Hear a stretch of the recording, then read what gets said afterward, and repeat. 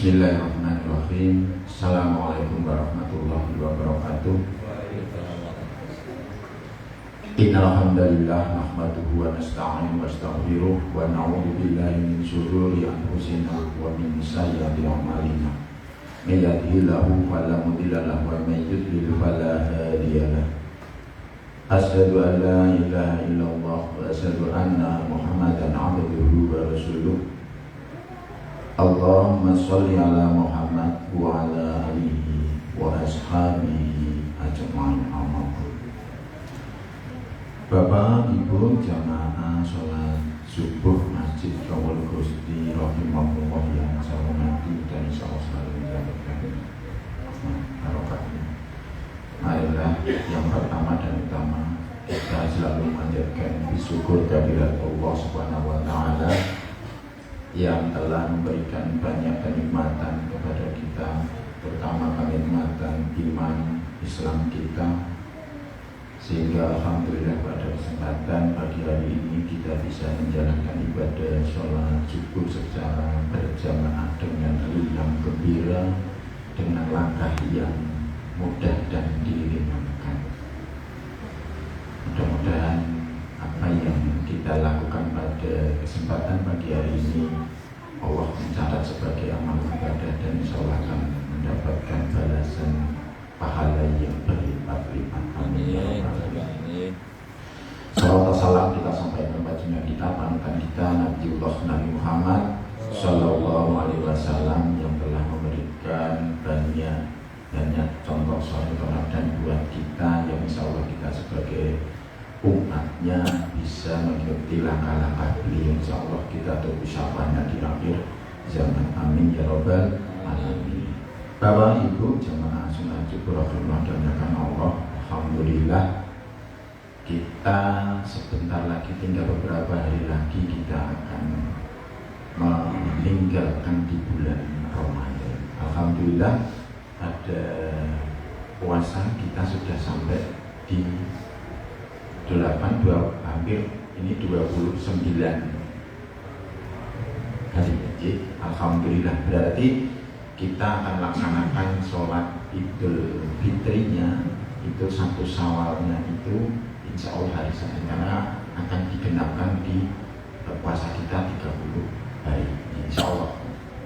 Mudah-mudahan kita di sisa-sisa di bulan Ramadan ini betul-betul bisa dimanfaatkan semaksimal mungkin untuk bagaimana kita berbuat lebih baik lagi dalam rangka amalan-amalan kita, terutama pada ibadah-ibadah yang sesuai dengan syariat.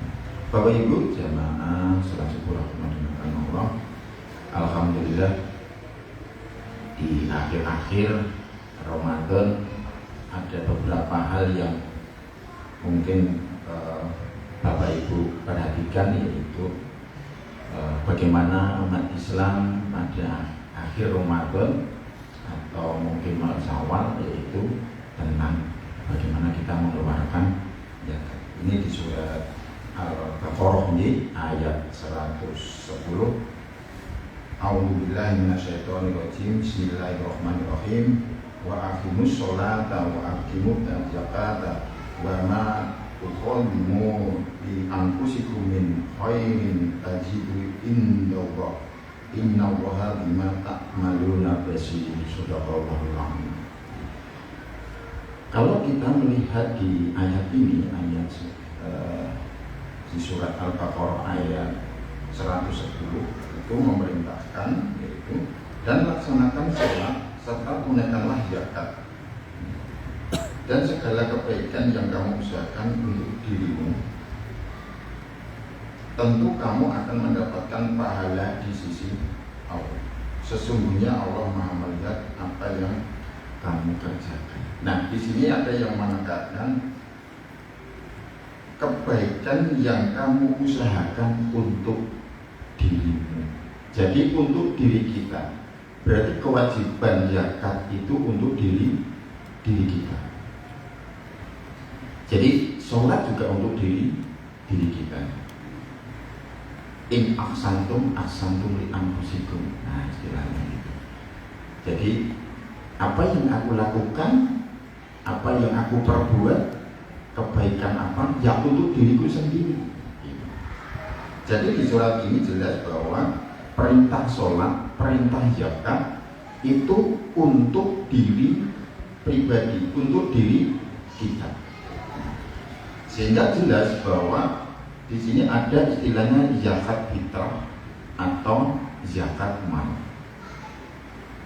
Jadi bagaimana tentang perintah kita untuk menjalankan ibadah sholat dan perintah untuk menjalankan zakat.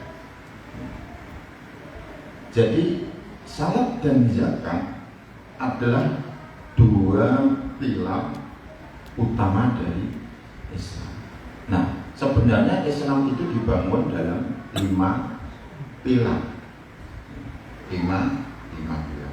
Ini sesuai dengan hadis ya, yang diriwayatkan oleh Bukhari Muslim.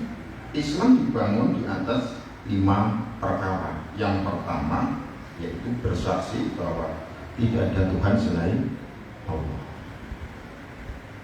Yang kedua, kemudian mendirikan sholat.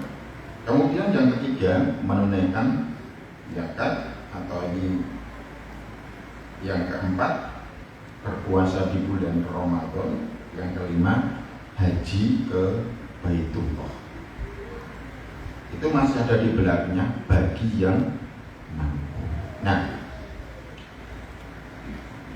dengan perintah kita di ayat 110 tadi menunaikan ibadah sholat dan zakat, ini ada dua pengertian. Kalau kita melakukan sholat, yaitu kita ada hubungannya dengan Allah, yaitu hablum minallah.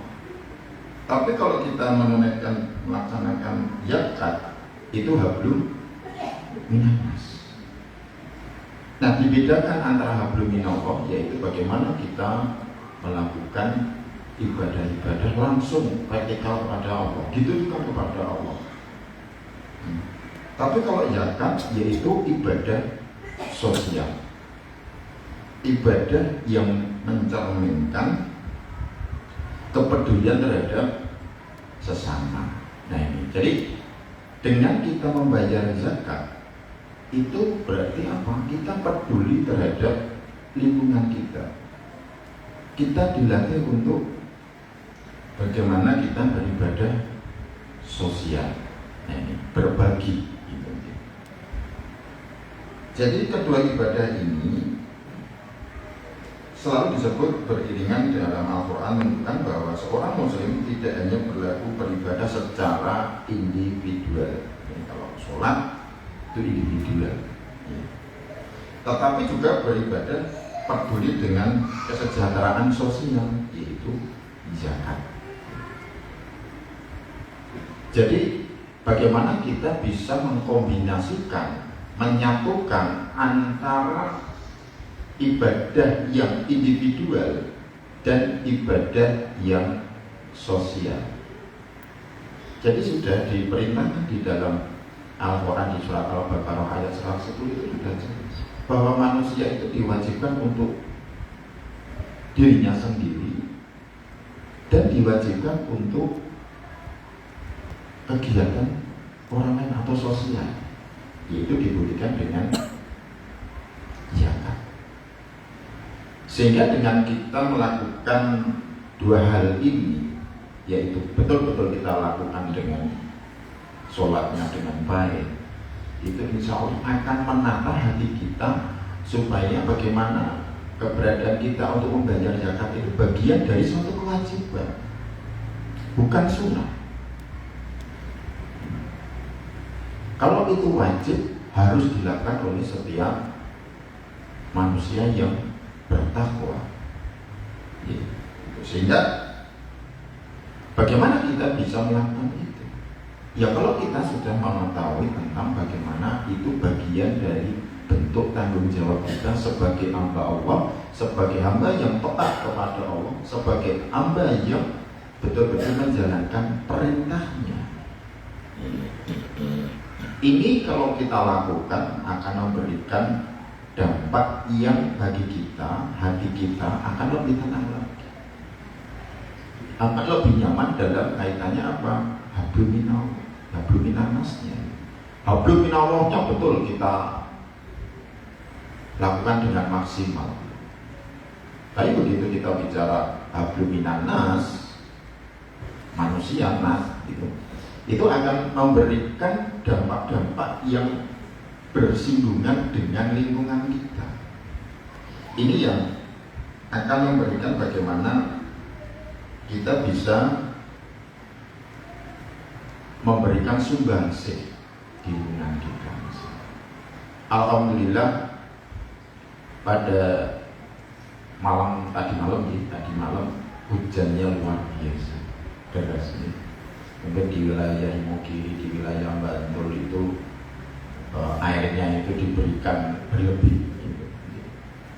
Tapi di kita alhamdulillah ya ono bocornya sithik omahe gitu. Jadi perbes mili gitu. Kalau perbes mili kan netes kan gitu. Nah ini sesuatu yang kalau kita itu peduli itu akan memberikan suatu dampak di hati kita itu. Ya Allah, itu bisa memberikan apa? Mendekatkan bahwa kita itu, ibadah kita itu akan memberikan dampak, yaitu rasa empati dengan sesama. Kemarin di wilayah Jakarta, Bandung, Tangerang dan sebagainya itu luar biasa. Sekarang di wilayah destinasi Jakarta. Nah, dengan adanya kita diperintahkan untuk sholat, diberikan untuk zakat, sebenarnya untuk melatih bagaimana kita bisa berempati kepada sesama. Dampaknya itu akan ke sana. Bapak Ibu jamaah sholat subuh yang telah dimuliakan Allah. Kemudian yang selanjutnya yaitu kebaikan di dalam melaksanakan dikembalikan kepada Allah. Jadi kalau kita sudah melakukan sholat, sudah melakukan zakat, ini sebenarnya dengan betul-betul kita lakukan, ini kalau kita bagaimana hasilnya? Ya kita serahkan kepada Allah. Insya Allah kalau kita niat kepada Allah, ikhlas karena Allah, ya insya Allah Allah akan memberikan pahala bahkan berlipat-lipat. Apalagi kalau kita dalam melaksanakan ibadah-ibadah di bulan suci Ramadan, bulan yang penuh berkah, bulan yang penuh barokah, sehingga akan dilipat gandakan pahala yang kita